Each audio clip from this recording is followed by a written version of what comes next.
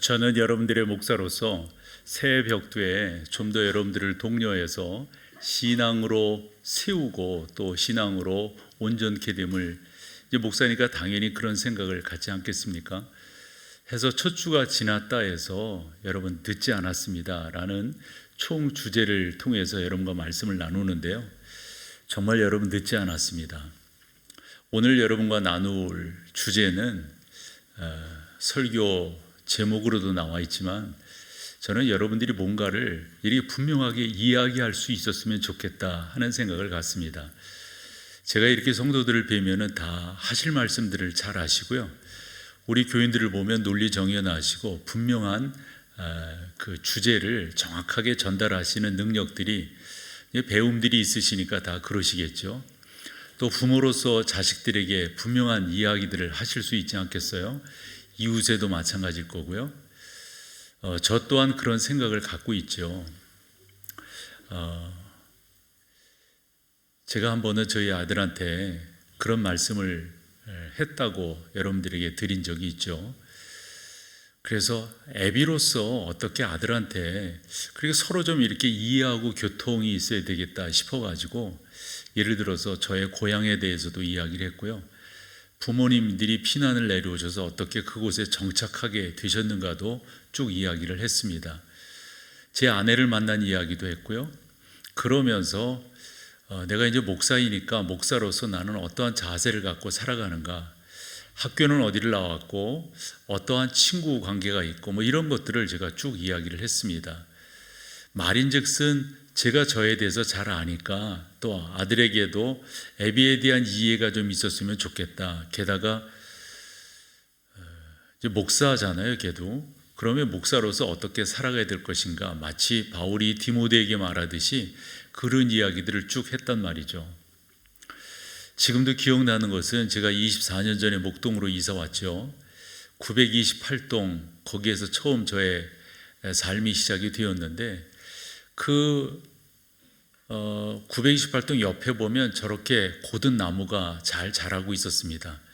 근데 지금은 가지를 다 저렇게 쳤습니다만은, 아마 다음 사진을 보면 이런 식으로 자라지 않았을까 싶어요. 근데 제가 저 나무를 보면서 저희 아들한테 늘 하는 말이, 얘야, 나는 내가 이 나무처럼 곧게 자랐으면 좋겠다. 나는 내가 이 나무처럼 의롭고 올바르게 컸으면 좋겠다. 어려서부터 그런 이야기를 아들한테 했던 게 기억이 납니다. 여러분들도 여러분들의 자녀들에게 할 말이 분명히 있지 않을까요? 그냥 공부해라, 뭐해라 이런 식으로는 이야기 안 할 것 같아요. 왜 우리가 이런 것들을 해야 되는가? 왜 공부를 어떻게 해야 되는가? 만약에 내가 그런 꿈을 갖고 있다면 그 꿈을 어떻게 키워나가야 될 건가? 뭐 이런 이야기를 하지 않을까요? 여러분들이 의미 있게 읽은 책이 있다면 그 책 소개하지 않을까요? 아빠는 이런 책을 읽으면서 이렇게 감동이 되었었는데 너도 읽었으면 좋겠다. 좋은 영화를 봤다면, 좋은 드라마를 여러분들이 기억하고 계시다면 그런 것들을 아마 주변 사람들과 나눌 거라 하는 생각을 갖습니다. 저는 설교를 준비하면서 우리 교인들을 이렇게 스케치해 볼 때 다 한결같이 다 훌륭한 분들이시니까 분명히 자기가 가지고 있는 생각들을 옆 사람에게 잘 전할 수 있는 능력 있는 분들이다 라는 생각을 갖죠. 그런데 정말 여러분들이 믿는 예수를 여러분들은 어떻게 이야기할 수 있는가? 정말 우리가 이런 것들을 세워나가야지 않을까요? 그래서 총 주제처럼 아직 늦진 않았다라는 말씀을 드려보는 겁니다. 여러분들을 통해서 전해지지 않는다면, 여러분들을 통해서 증거되어야 그 사람이 받게 될 그 복음이 과연 누구를 통해서 어떻게 전달될 수 있을까 하는 겁니다. 이 정도 이야기하다 보면 개 중에는 내가 뭐 그런 능력이 없는데, 나 그런 거 할 수 없는데 이렇게 생각하는 분도 계실 것 같아요.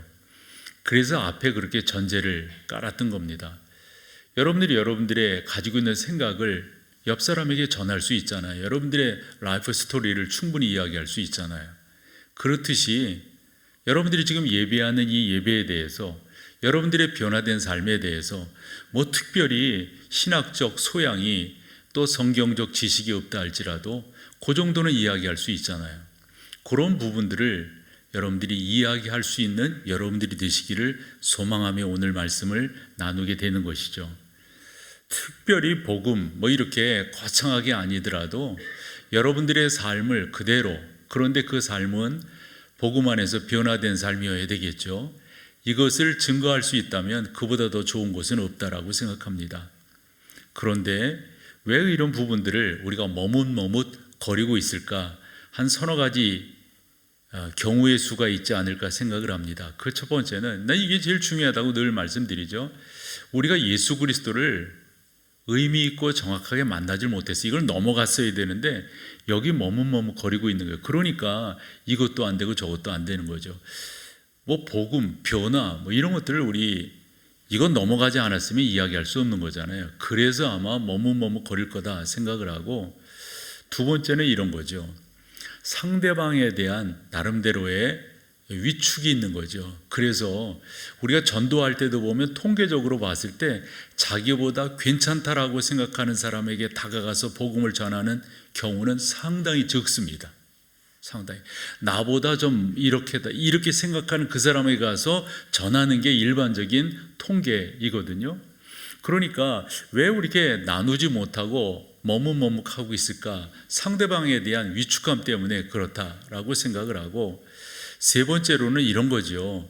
그러다 보니까 내가 이런 것들을 전한다 해서 그 사람이 믿겠어? 이렇게 생각하는 거죠. 그렇지 않아요, 여러분?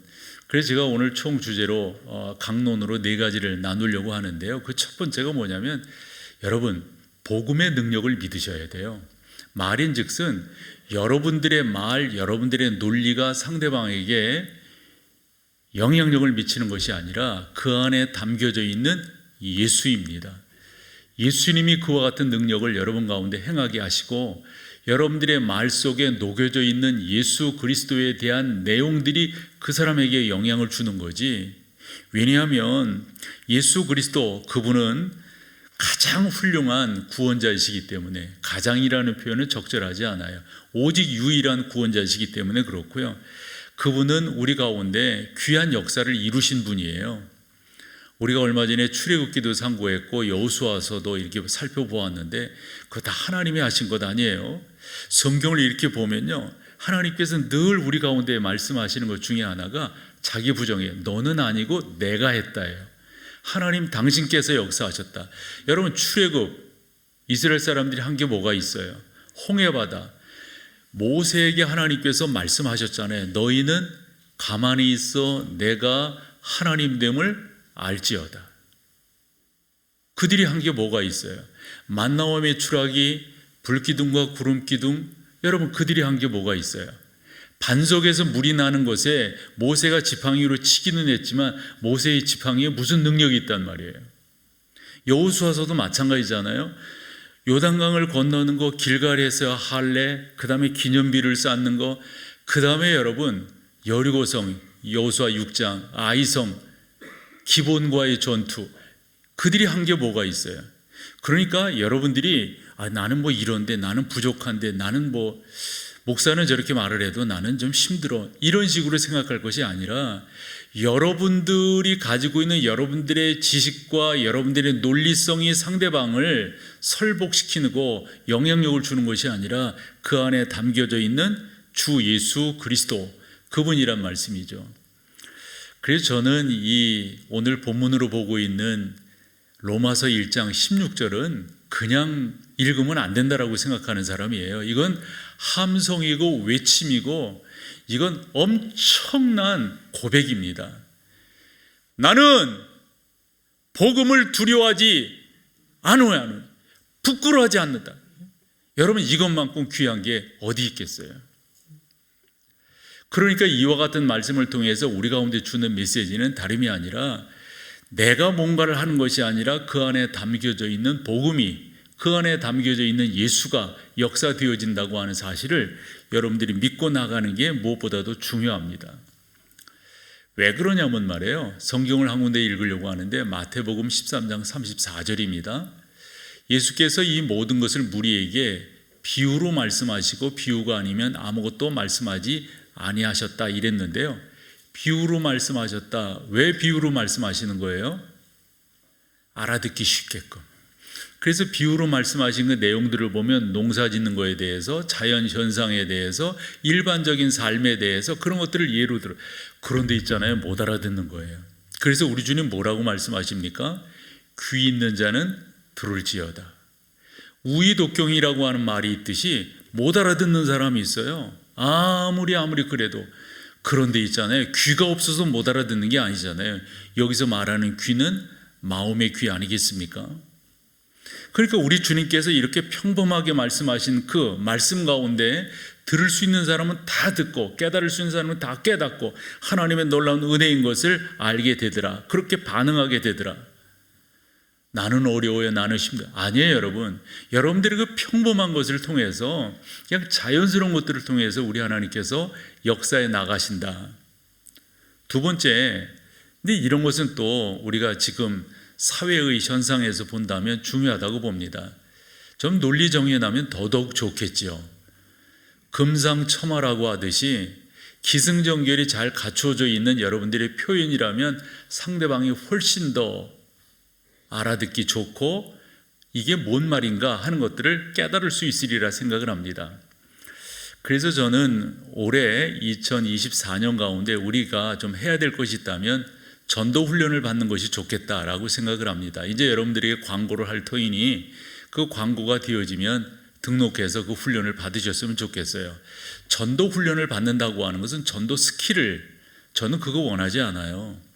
전도 훈련을 왜 하냐면 내 안에 가지고 있는 복음을 질서정연하게 정리해 보는 거예요. 리더십이라고 하는 것은 저는 두 가지에서 나온다라고 늘 생각하거든요. 하나는 말이고 하나는 글입니다. 내가 말하는 것을 글로 표현된 것을 말로 전달하지 못한다면 저는 복음이 그와 같은 형태를 띠면은 이보다 더 좋은 게 없다라고 생각을 합니다. 대개 사람들이, 이 믿는 사람들이죠, 머뭇머뭇하는 것 중에 하나면 이렇게 갑자기 하는 거죠. 뭐 기도해 주시겠어요? 이러면 목사님 제가 뭘 기도해? 야, 마리오까지 나오는데 참네요 지금. 뻘제 여기 나온 거 이거 할게요. 하라면 하지. 뭐 기도하는 게 그렇게 자꾸 의식해서 그래요. 의식해서.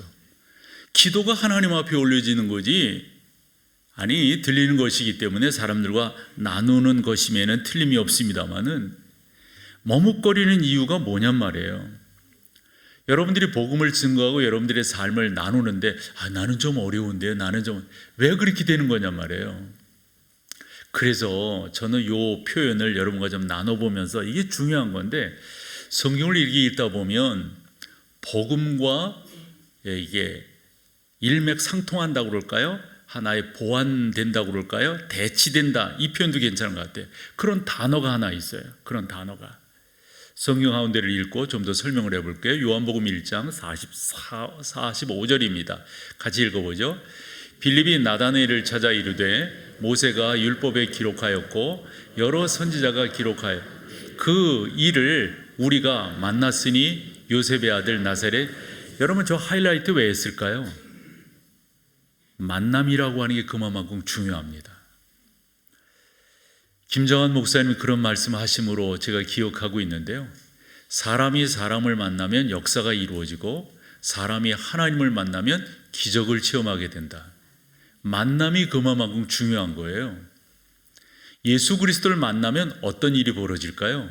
예수 그리스도가 내 안에 함께한다고 하는 그 분명한 역사가 만남을 통해서 내 안에 잘 정리되어져 있다면 여러분들의 가정이 달라지지 않을까요? 여러분들의 목장이 훨씬 더 활력 있는 목장이 될 거라고 저는 믿어요. 여러분들이 예수 그리스도를 옳게 만나셨다면 그 만남을 통해서 여러분들의 주변이 분명 달라질 거예요. 여러분 뭐 특별히 말을 하고 특별히 뭘 어떻게 해서 변화되는 것이 아니라 여러분들의 그런 모습들을 보면서 자연스럽게 영향력이 전해지는 거죠. 이 만남이라고 하는 게 어느 정도 중요한가? 저는 학교 때 요한복음을 상당히 좋아했어요. 마테마가 누가복음도 중요하지만 요한복음은 그에 따른 요한의 시각을 우리 가운데 재해석해 주었거든요. 그래서 요한복음 1장에서 21장까지 쭉 보면 다 여러분 보면은요, 이 만남에 대한 내용입니다.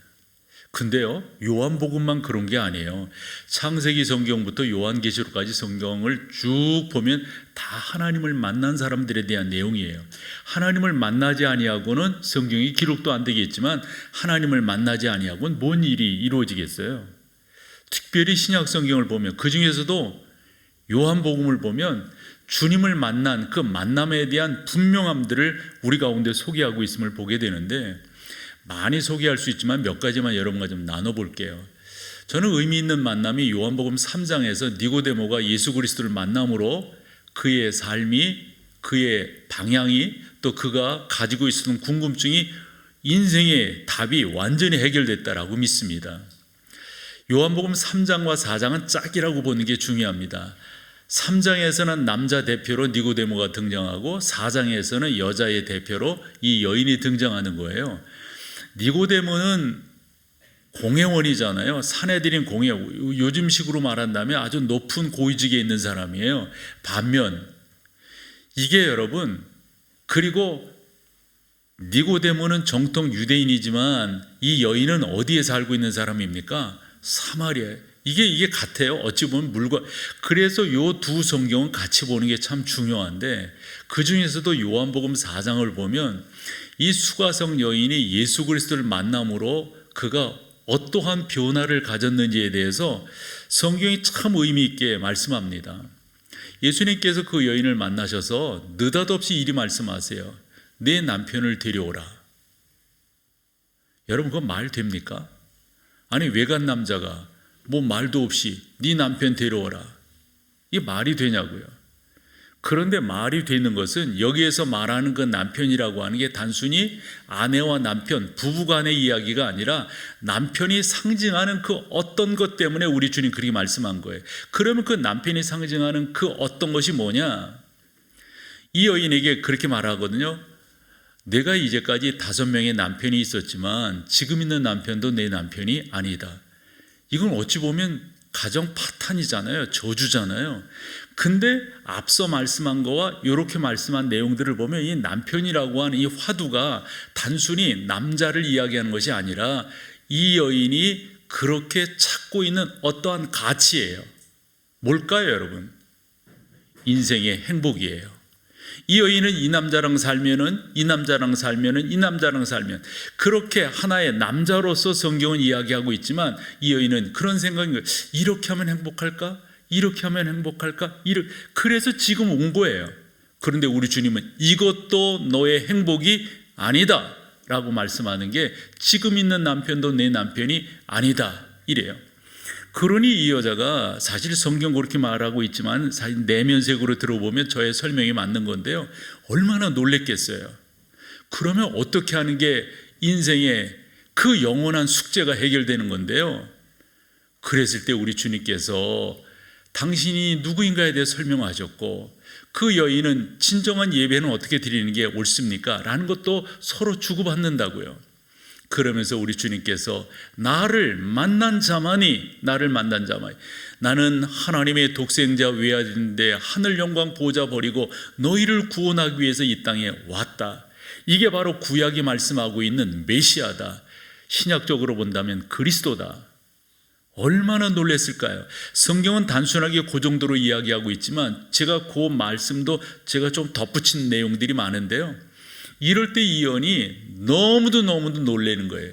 그래, 옳게 예수님을 만나니까 이 여인이 어떤 식으로 변화되는가 성경을 읽어봐요. 요한복음 4장 28절에서 30절입니다. 같이 한번 읽어보죠. 먼저 28절. 여자가 물동이를 버려두고 동네로 들어가서 사람들이, 여러분 동네로 왜 들어갑니까? 물동이는 뭐예요? 저 사람의 삶이에요. 이제까지 저거 먹어야 되는 거예요. 마셔야 되는 거예요. 그런데 그거를 뒤로 하고, 왜? 이 만남이 너무 중요하기 때문에. 이 만남이. 그 당시에 정서로 보면 여자가 그렇게 하는 게 아닌 거라고 우리 알고 있잖아요. 그런데 당당하게 들어가서 그 다음 절로 가보세요. 29절로 가보면 내가 행한 모든 일이라고 내가 이제까지 이러면 행복할까? 이렇게 찾았었는데 지금도 나 그거 못 찾고 있었어. 그런데 이분을 만나니까 모든 것들이 해결되었어. 그게 그거잖아요. 내가 행한 모든 일을 내게 말한 사람을 뭐예요? 와서 봐라. 나 이제 찾았어. 여러분 와서 보십시오. 그분이 바로 구약이 말씀하고 있는 메시아요. 신약적으로 이야기하면 그리스도이십니다. 그분이 바로 그분이 아니겠습니까? 이 만남을 강조하고 있는 것을 보게 됩니다. 여러분, 이건 정말 드라마틱한 이 정도의 드라마가 어디 있겠어요? 근데 중요한 것은 이렇게 만남이라고 하는 게 의미가 있는 거예요. 인생의 목마름을 어디 가서 해결할 수가 있어요? 물동이를 뒤에 두고 이렇게 동네로 들어가서 말하는 이 여인의 그 만남의 기쁨이 어디에 있는 걸까요? 이게 바로 우리의 예배가 되어야 하고요, 우리의 삶이 되어야 하고요, 여러분들의 삶의 자세가 되어야 하는 거죠. 누군가 물을 수 있잖아요. 당신 왜 그렇게 사냐고. 나는 그분을 만났기 때문에 나는 예배하지 않으면 안 돼요. 나는 그분을 만났기 때문에 이렇게 살지 않으면 안 돼요 라고 말을 할 수가 있는 거죠. 어떠세요, 여러분? 여러분들이 만난 예수님은 어떤 분이세요? 그 만남 때문에 지금 이 자리에 계신 거 아니에요? 그 만남 때문에 여러분들의 삶이 온전하게 나가는 거 아니에요? 하나 더 소개를 한다면 요한복음 5장에 가보면 베데스다 연못 사건이 나옵니다. 그 어느 정도 여러분 아시죠? 그래서 좀 뛸게요. 그곳에 사람들이 모여 있는 거예요. 낫기를 기다리는 거예요. 그런데 느닷없이 38년 된 병자에게 우리 주님이 오셔서 이리 말씀하세요. 뭐라고요? 네가 낫기를 원하느냐? 아니, 낫고 싶어서 여기 왔지 낫기 싫어 여기 온 사람이 어디 있어요? 그러므로 내가 낫기를 원하느냐라고 하는 그 주님의 말씀 가운데 우리에게 주는 메시지가 또 있는 거예요. 그 병이라고 하는 게 단순히 걷지를 못한다, 보지를 못한다, 말은 이런 식의 병이 아닌 거예요. 주는 메시지는요, 우리 주님께서는 그 사람들이 그렇게 말하잖아요. 천사가 내려와서 이 물을 동하게 할 때, 움직일 때, 그때 먼저 들어가는 사람이 낫게 되는데 나는 지금 걷지도 못하기 때문에 그곳에 들어갈 수가 없습니다. 난 알 수가 없어요. 그러한 그 환자에게 우리 주님 뭐라고 말씀하세요? 8절입니다. 8절 같이 한번 읽어보죠. 예수께서 이르시되 일어나 내 자리를 들고 봐봐요. 여러분, 그 사람이 이제까지 알고 있었던 낫는 방법은 뭐였습니까? 물이 동할 때 누구든지 먼저 들어가는 거거든요. 그런데 주님이 주신 건요, 당시 사람들이 알고 있었던 것과 전혀 다른 거예요. 전혀 다른 거. 고침을 받았습니까? 못 받았습니까? 예수님을 만나니까 이제까지 내가 가지고 있던 생각, 철학, 삶의 어떤 가치관들, 이 모든 것들이 바뀌어버리는 거예요. 예수 그리스도를 만나니까 달라지는 거예요. 예수 그리스도, 그분이 내 삶의 주인이 되고 그분이 나의 구원자가 되니까 달라지는 거예요. 그랬을 때 9절에 보면 그 사람이 곧 나와서 자리를 들고 걸어가니라. 우리가 예수 그리스도를 만남으로 말미암아 이와 같은 경험들이 있어야 되는 거 아니는가 하는 거죠. 한 가지 더, 요한복음 8장에 가보면 간음하다가 잡힌 여인이 사람들의 손에 끌려서, 그래서 사람들이 예수님 보는 앞에서 그 사람을 돌로 쳐 죽이려, 그 당시에 관습이었으니까. 그런데 저는 여기에서 이 간음이라고 하는 것도 단순한 그런 성범죄다 이런 식으로 보기 싫은 거예요. 사실이 그렇다 할지라도, 사실이. 그러면 주님께서 이와 같은 일들을 통해서 뭐를 말씀하시려고 하는 게, 메시지가 뭔가? 그때 우리 주님이 그렇게 화가 나고 막 이래가지고 돌 들어서 치려고 하는 그런 사람들 앞에서 이렇게 말씀하십니다. 누구든지 너희 가운데 죄 없는 자는 돌로 쳐라. 그래서 여기서 간음이라고 하는 이 단순하다 표현해도 되는 거예요. 이것이 말이에요, 그냥 그것이 아니라 우리 주님께서는 인간 군상들이 가지고 있는 전체적인 이 죄에 대한 문제를 우리 주님이 지적하고 있는 거예요. 누구든지 죄 없는 자는 쳐라. 그랬더니 그 다음 절이 의미가 있어요. 어떻게 성경이 정하고 있습니까? 9절입니다. 뭐라고요? 어른으로 시작하여 젊은이까지 하나씩 하나씩 나가고 오직 예수와 그 가운데 섰는 여자만 남았다. 여러분, 어른으로 시작하여 젊은이까지 남녀노소지요.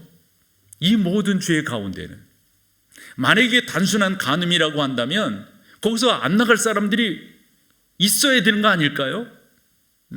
어린애들 그런 거 했을까요? 안 나가야 되는 건 아닐까요? 그런데 어른으로 시작하여 젊은이까지 하나씩 하나씩 모두 다 나아가고요. 모두 다 나아가고. 여러분, 예수 그리스도를 만나면 우리 가운데 죄성이 드러나게 돼 있어요. 내가 뭐 세상에 법으로 지은 죄가 어디 있겠어요? 뭐 주차 위반한 거 그 정도 아닐까요? 뭔 큰 죄를 져가지고 이 어렸을 때도 뭐 자꾸 회개하라고 생각하라고 진짜 오이설이한 것도 없거든요. 전 맨날 그래서 곰곰이 생각해 보는 건 나 뭔 죄 졌지 여기 성경이 말하는 죄의 가장 핵심적인 것은 그런 게 아니에요. 뭐죠 여러분? 하나님을 하나님으로 안 믿는 게 죄예요. 예수 그리스도를 구원자로 못 받아들이는 게 죄예요. 죄 없는 자들은 돌로 쳐라. 성령이 역사하시니까 어른들로부터 어린애 이르기까지 가슴을 치는 거지. 내가 죄인이로구나. 나 죄인이로구나. 이런 것들을 깨닫고 나가게 되는 거죠. 예수 그리스도를 만나면 변화가 됩니다. 예수 그리스도를 만나면 중요한 게 만남이라고 하는 주제예요. 계속되어지는 요한복음 8장 10절과 11절을 읽어볼게요. 같이 읽어보세요. 예수께서 일어나서 여자 외에 아무도 없는 것을 보시고 뭐라고 말씀하십니까? 여자여, 너를 고발하던 그들이 어디 있느냐? 너를 정죄한 자가. 주님이 하시는 일은 뭡니까? 우리의 죄를 사하시는 분이에요. 이제까지 내가 어떠한 길을 걸어왔다 할지라도, 어떠한 삶을 살았다 할지라도 내가 너의 그 모든 것들을 뭐한다? 사하노라. 아멘. 딱 받아들이는 거죠. 딱 받아들이는. 계속 11절. 대답하되 주여 없나이다. 주께서 이르시되 나도 너를 정죄하지 아니하노니. 여러분들에게 이런 메시지가 있으셨어요? 예수 믿는 게 뭐예요, 여러분? 그냥 교회 뭐 열심히 나오면 그거 믿는 거예요? 이런 메시지가 내 안에 있어야 되는 거예요. 맞아요. 나 어렸을 때부터 뭐 맨날 주의 회개하라고. 그래 열심히 생각하면 옛날 거 다 생각날 거라고. 어린 나이에 뭔 생각날 게 있어요. 진짜 그때까지 교회 빠진 적도 없고 말 잘 듣고 자랐고 헌금 한 번 떼어먹었나. 그것도 내가 떼어먹은 것도 아니고 내 동생 이름이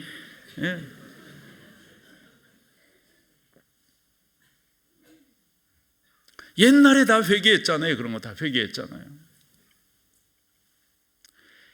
그래서 있잖아요, 이와 같은 예수님과의 만남의 사건들을 제가 몇 가지만 예를 들었지 이게 다예요. 성경에 이런 내용으로 다 찾아 있어요. 다 찾아 있어요. 그러면 이런 것을 성경에 기록한 이유가 있지 않을까요? 목적이 있지 않을까요? 우리가 예수 그리스도를 옳게 만나기 전에는 나의 삶이 변할 리가 없어요. 예수 그리스도를 옳게 만나기 전에는 나에게 다른 어떤 일이 있을 수가 없단 말씀이죠. 사랑하는 여러분, 그래서 말씀드리는 건데요, 이 복음의 능력을 여러분들이 믿으셔야 돼요. 복음에는 능력이 있습니다. 아멘, 아멘. 십자가의 도가 멸망하는 자들에게는 미련한 것이요 구원을 얻은 우리에게는 뭐라고요? 하나님의 능력이 됨을 믿는다고요. 능력이 됨을. 할렐루야. 그런 은혜가 여러분 가운데 있습니다. 그래서 여러분, 우리가 그런 것들을 갖고 있으니까 그 부분들을 잘 정리해서 나와 함께하는 사람들과 나누는 것.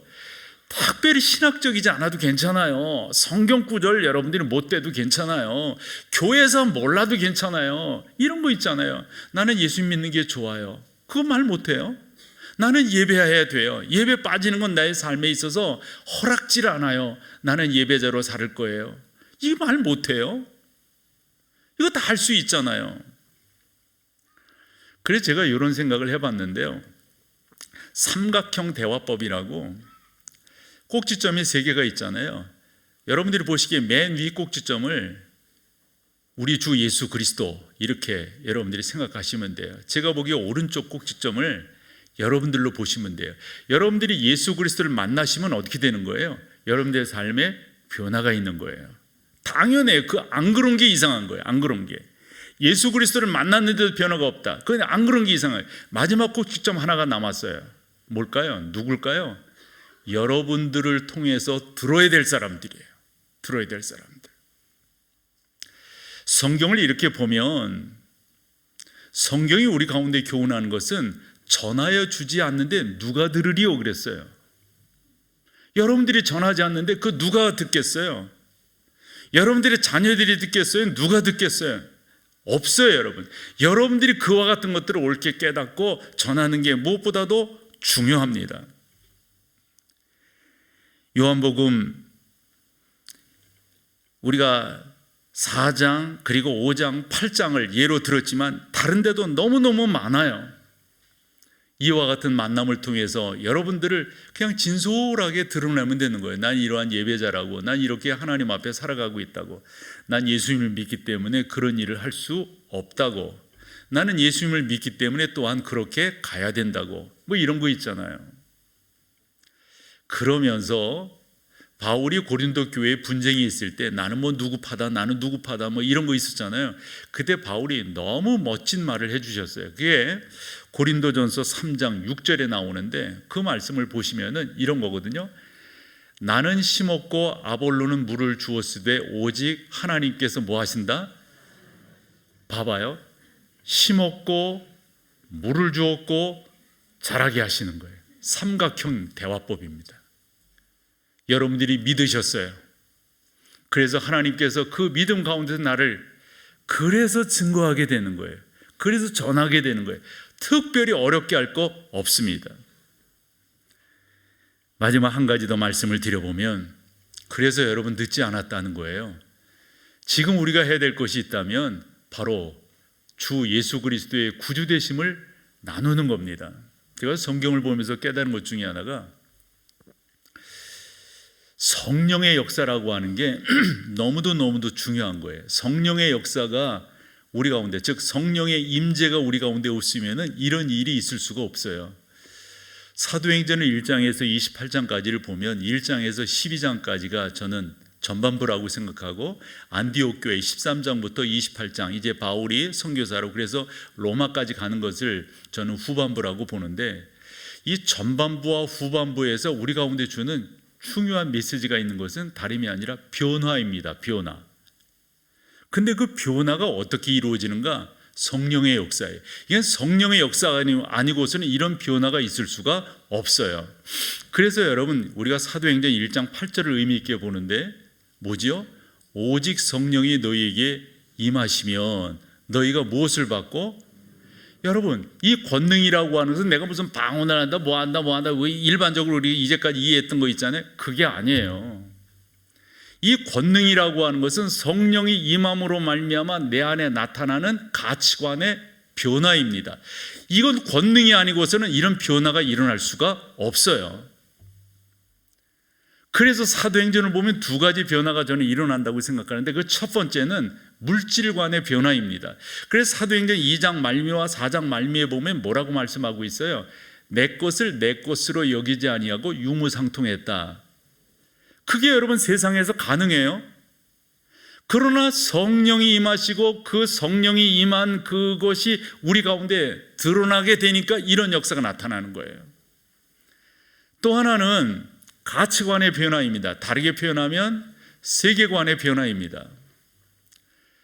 사도행전 10장에 하나님께서 고넬료에게도 환상을 주시고 베드로에게도 환상을 주시고 그 환상이 아니었으면 이 사람들이 그런 일을 할 리가 없어요. 너는 가라. 베드로에게 나타난 환상은 누가 오거든 너는 따라가라 이거예요. 그래서 만난다고요. 만나. 그 만남을 통해서 깨닫게 되는 게 뭐예요? 그들만의 세계관이 깨어지게 되는 거예요.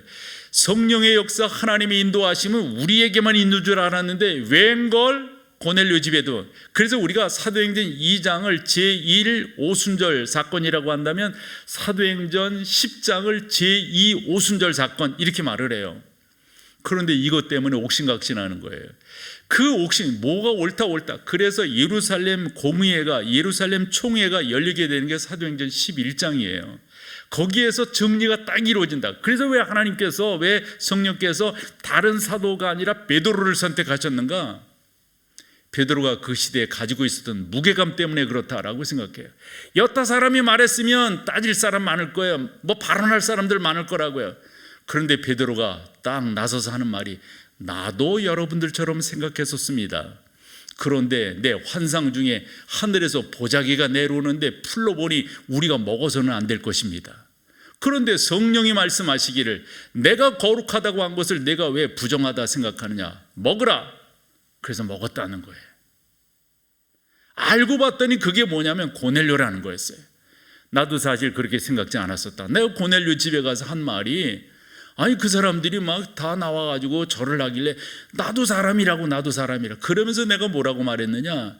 우리가 서로 만나면 안 되는 사이라고 하는 것을 여러분들 다 알지 않습니까? 함에도 성령께서 나를 인도하셔서 내가 당신 집에 왔습니다. 어찌하면 좋겠습니까? 이런 식의 이야기예요. 그때 성령 하나님의 역사가 고넬료 집 가운데 강력하게 나타나는 거예요. 그래서 온 유대와 사마리아와 땅끝까지 이르는 하나 역사가 나타나는 거라고요. 사도행전 13장에 15장까지는, 13, 14장까지는 사실 이 바울의 1차 전도 여행입니다. 바울이 전도 여행을 마치고 이 안디옥에 들어왔는데 예루살렘으로부터 온 사람들이 이상한 말을 하는 거예요. 야, 예수만 믿어가지고는 2% 부족이야. 이것도 하고 저것도 하고. 그게 뭐냐면 유대인들이 이제껏 행했던 그런 거예요. 그래서 바울이 하는 말이, 아니다. 바울은 뭔 말까지 했습니까? 내가 전한 것 말고 하늘에서 내려온 천사가 와서 이러니 저러니 말을 해도 그건 가짜다, 이렇게 말을 했거든요. 그런데 근데 예루살렘에서 내려온 이 사람들이 유력한 사람이었던 것 같아요. 그래서 바울이 이게 안 되겠다, 우리가 예루살렘 교회에 다시 한번 질문을 하자. 그래가지고 질문을 해서 제2차 예루살렘 총회가 열리는 것이 사도행전 15장이란 말이에요. 거기서 결론이 딱 납니다. 딱 나요. 바울이 전한 것 말고 다른 것을 전하는 것은 옳지 못하다. 그럼 바울이 전한 게 뭔데요? 예수 그리스도의 십자가와 부활이에요. 여러분, 기독교는 다른 거 없어요. 예수 그리스도의 십자가가 내 십자가고 예수 그리스도의 부활이 내 부활이 된다고 하는 주님을 만난 이 만남이 분명해지는 것, 그 이상도 그 이하도 뭐가 있겠습니까? 여러분, 어려울 것 없습니다. 여러분들이 예수 그리스도를 만나셨잖아요. 여러분 가운데 예수 그리스도가 계시잖아요. 그분을 증거하시면 되는 거예요. 이 분명한 복음이 있었던 당시 초대교회 제자들이 산헤드린 공회로부터 억압을 받습니다. 왜냐하면 이 예수님을 믿는 사람들이 이렇게 막 일어나니까 진짜 불처럼 일어나는 거예요. 당시 기득권을 가지고 있던 이 산헤드린 공회가 자기들이 자꾸 이렇게, 그래서 여기를 핍박하는 거예요. 억압하는 거예요. 자기들의 힘과 뭐 이런 걸 가지고. 그때 이 베드로와 요한으로 대표되는 이 제자들이 호락호락하지 않으니까 그들을 불러가지고 흔한 말로 엄포를 놓습니다. 이건 뭐 공갈이죠, 공갈. 협박을 합니다. 그 내용이 사도행전 4장 18절에 나와 있습니다. 18절 같이 한번 읽어보세요. 그들을 불러 경고하여 도무지 예수의 이름으로 말하지도 말고. 여러분이 그들을 불러요. 그들은 누굽니까? 제자들의 대표는 아마 베드로와 요한일 겁니다. 경고합니다. 저 경고라고 하는 것은 협박이에요, 협박. 너희들이, 그래가지고 사도행전 4장 저 뒷불에 가보면 엄청나게 매를 맞습니다. 엄청나게 매를 맞아. 다시금 그랬다가 지금 매 맞은 거 이거 아무것도 아니다, 아무것도 아니야, 이러면서 뭐 공포를 주는 거예요. 그러면서 난 저 성경 말씀이 그들을 불러 경고하여, 그 다음 뭐예요? 도무지 예수의 이름으로 말하지 말고. 여러분, 우리가 일반적으로 쓰는 말이에요, 저거. 도무지. 그래, 나 사전을 찾아봤다니까요. 어느 정도 의미는 알고 있지만, 그래서 부사로서 저 말은 무슨 말이냐면 이런 의미예요. 이런 말 저런 말 쓸데없는 말 하지 말고. 맞나? 아니, 제가 촌사람이라 그렇게 말을 했어요. 제가 정확하게 보니까 이러니 저러니 할 것 없이 아주 도무지가 가지고 있는 뉘앙스예요. 이러니 저러니 옳대 뭐 저하다 십자가가 뭐 어떻다 부활이 어떻다 뭐 살아나셨다 이런저런을 하지 말고, 도무지 하지 말고, 예수 이름으로 말하지 말고 가르치지도 말라. 그런데 예수 그리스도를 만나니까 이 사도들이 어떻게 했습니까? 사도행전 4장 16절입니다. 16절 같이 한번 읽어보세요. 이 사람들을 어떻게 할까? 그들로 말미암아 유명한 표적 나타난 것이 예루살렘에 사는 모든 사람에게 알려졌으니 우리도 부인할 수. 여러분, 이 표적은 3장에서 미문에 앉아 있었던 그 장애인이 일어나는 거였거든요. 고침을 받는 거였거든요. 뭐 더 이상 할 말이 없다는 거예요. 더 이상 어떻게 우리가 그들을 할 수가 없다는 거예요. 참 여러분, 참 이게 참 하나님께서 역사하시니까, 하나님께서 붙들어 주시니까 이런 일들이 벌어지는 거예요. 이런 일들이. 저는 여러분들에게 말씀드리고 싶은 게, 여러분들이 신앙생활 하시면서 흔한 교회에 하루 이틀 나오신 게 아니잖아요. 저도 여러분 가운데 고백이 있으시잖아요. 또 말씀드리는데, 그거 신학적 아니어도 괜찮아요. 성경 구절 몰라도 괜찮아요. 교회에서 몰라도 괜찮아요. 여러분들 안에 그 좋은 거 있잖아요. 예수 그리스도의 십자가가 나의 십자가고 예수 그리스도의 부활이 나의 부활이라고 하는 이 분명한 복음의 가치 있잖아요. 이것을 여러분들이 진솔하게 나누는 것, 늦지 않았어요. 늦지 않았어요.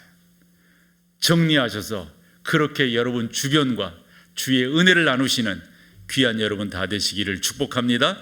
자리에 일어나셔서 마지막 찬양으로 주 앞에 나갑니다. 우리 태국에 가는 청년들이 앞쪽으로 나오게 될 겁니다. 같이 찬양합니다.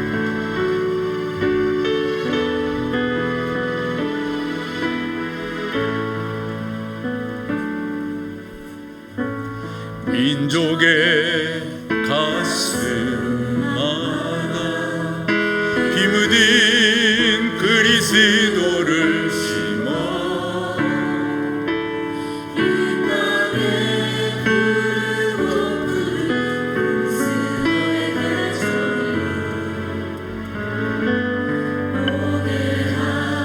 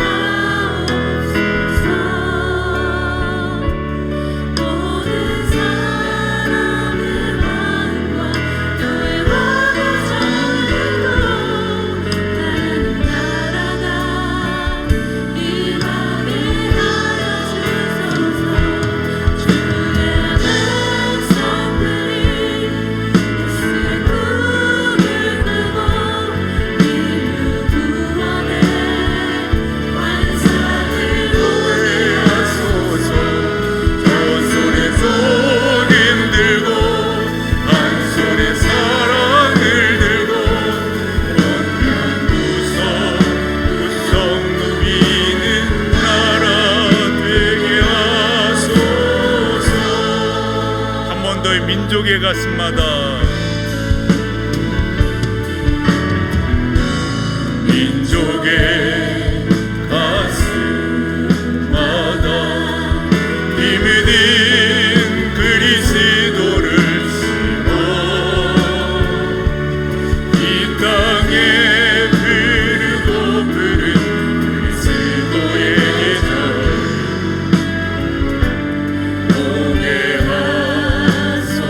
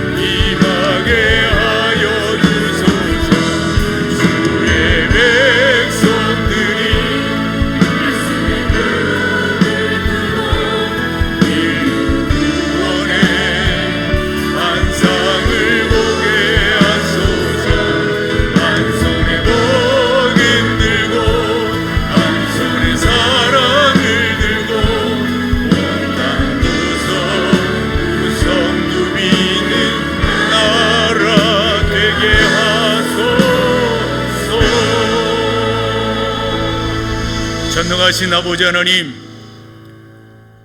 우리 가운데 복음이 있사옵고 그 복음을 나와 함께하는 사람들과 나누는 은혜가 있게 인도하여 주옵소서. 우리의 청년들이 태국 코랏 서본 선교사가 사역하는 곳에 문화 선교를 위해서 떠나게 됩니다. 저들이 준비한 그 모든 것들이 복음을 접하는 귀한 통로가 되게 하시고 저들의 가는 발걸음을 지켜주시고 저들의 그 모든 것들을 선히 인도하셔서 주 안에서 크게 승리할 수 있도록 성령 하나님 인도하여 주시옵소서. 자비하신 주님, 주의 은혜가 우리 가운데 풍성히 임할 것을 믿사옵고 이제는 우리 주 예수 그리스도의 은혜, 아버지 하나님의 사랑, 성령의 역사하심이 귀한 여러분 가운데 늘 함께 하시기를 축원하옵나이다. 아멘.